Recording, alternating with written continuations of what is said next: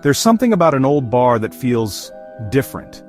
But some bars hold more than just memories. They hold ghosts. From spectral bartenders to customers who never truly left, tonight we're exploring 10 haunted bars and pubs where the spirits on the shelf aren't the only ones lingering. Are you ready to confront the spirits dwelling in these haunted establishments? So grab a drink, sit back, and let's step into the eerie world of ghostly encounters in haunted bars. Lock your doors, turn off the lights, and hold on tight because you're about to enter a world where the line between the living and the dead gets terrifyingly blurry. Our first stop takes us to the chilly shores of New England, to a place steeped in history and mystery. Established in 1673, the White Horse Tavern in Newport, Rhode Island, stands as one of the oldest bars in America. Staff and customers alike have reported seeing a man in colonial-era clothing sitting silently by the fireplace. But approach him, try to strike up a conversation, and he vanishes like smoke. Then there are the unexplained footsteps echoing from the floors above, heavy and deliberate, pacing the old wooden planks even when the upstairs is empty. Is it the tavern's original owner, making his rounds, ensuring his legacy remains undisturbed? Or perhaps a former resident unable to escape the allure of their favorite haunt even in death? A sudden chill, a prickling sensation on the back of your neck, and then a cold, spectral hand on your shoulder. A ghostly reminder that you are not alone, that the past is never truly gone, especially within the walls of the White Horse Tavern. From the chilling winds of New England, we journey south to the heart of the French Quarter, to a city pulsating with an energy unlike any other, New Orleans, Louisiana. Here, amidst the vibrant tapestry of music, voodoo and history, stands Lafitte's blacksmith shop. Established in the 1700s, its weathered brick facade whispers tales of piracy, intrigue, and a darkness that lingers even now. This isn't just any bar, it was once a haven for the notorious pirate Jean Lafitte, a cunning smuggler and privateer who ruled the Louisiana waterways. Patrons have described an oppressive feeling within the bar, a sense of being watched, scrutinized by unseen eyes. Could it be Lafitte, still clinging to his worldly possessions even in death?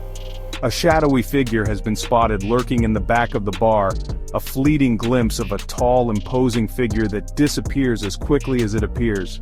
And then there's the bartender's chilling tale. Picture this. He's closing up for the night, the last stragglers have stumbled out into the humid New Orleans night, leaving him alone with the echoes of the evening.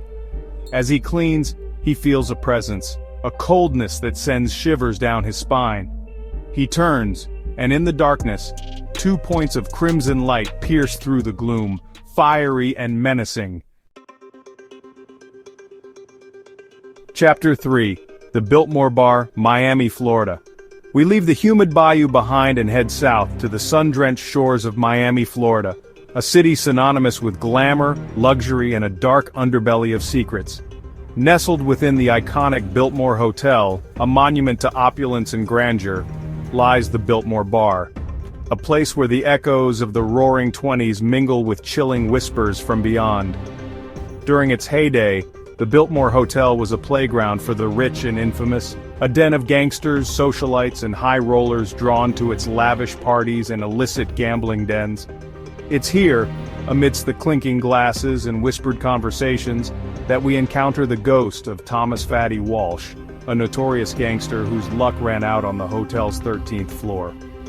Guests at the Biltmore Bar have reported seeing a man fitting Fatty's description, a dapper figure in a tuxedo, nursing a drink at the end of the bar.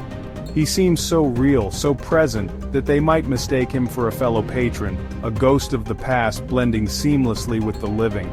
But when they look again, he's gone, vanished into thin air.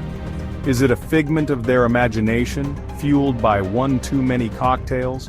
Or is it the restless spirit of Fatty Walsh, forever tethered to the site of his demise? They've heard the distinct clinking of glasses, the unmistakable sound of ice rattling in a shaker late at night when the bar is empty, the patrons long gone. Chapter 4. The Spaniard, Dublin, Ireland. From the sun-drenched beaches of Miami, we cross the Atlantic to the Emerald Isle, to Dublin, Ireland, a city steeped in history, folklore, and a healthy dose of the supernatural. Here, amidst the cobblestone streets and lively pubs, we find the Spaniard, a place where the line between reality and the spectral realm blurs with every sip of Guinness.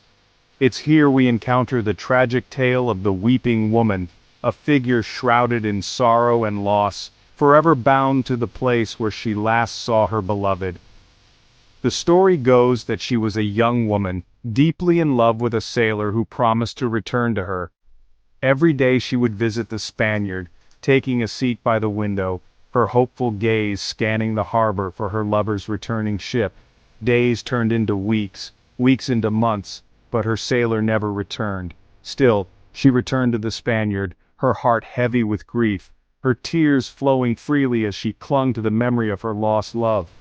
To this day, patrons report hearing soft sobs echoing through the Spaniard, the heart-wrenching sound of a woman's grief. If you stare into it for too long, you might catch a glimpse of the weeping woman, her face etched with sorrow, her eyes reflecting an eternity of heartbreak. Chapter 5. The Red Lion, London, England. Our final destination takes us to the bustling streets of London, England, a city steeped in history, mystery, and more than its fair share of ghostly tales. Tucked away amidst the labyrinthine alleys and grand Victorian architecture, we find the Red Lion Pub, a place where time seems to stand still, and the spirits of the past rub shoulders with the living. The Red Lion has borne witness to centuries of London life, from the revelry of Shakespearean times to the dark days of the Black Death. But amidst the cheerful chatter and clinking glasses, there's an undercurrent of unease, a lingering darkness that clings to a particular object, a mirror, its ornate frame tarnished with age, its surface reflecting centuries of joys and sorrows. This is no ordinary mirror. It is said to be cursed, a portal to the other side, and home to the tormented soul of an executioner from the 1800s. Patrons have reported seeing a shadowy figure lurking behind them in the mirror's reflection, a fleeting glimpse of a man dressed in dark, archaic clothing. Is it a trick of the light, a figment of their imagination fueled by one too many pints? Or is it the cursed reflection of the executioner reaching out from beyond the grave? A bartender cleans a glass, the camera slowly zooming in on a dusty old bar stool. It creaks as if someone just sat down, but no one is there. But is it truly empty? Or are we surrounded by the unseen, the unheard echoes of lives lived and lost? Bars and pubs are places of laughter, celebration, and good company, but some have company that never leaves. From ghostly pirates to cursed mirrors, these haunted drinking spots prove that some spirits prefer to stay behind. So, next time you visit a historic bar, take a second look. Which haunted bar would you visit? Tell us in the comments. Don't forget to like, share, and subscribe for more terrifying ghost stories and paranormal mysteries.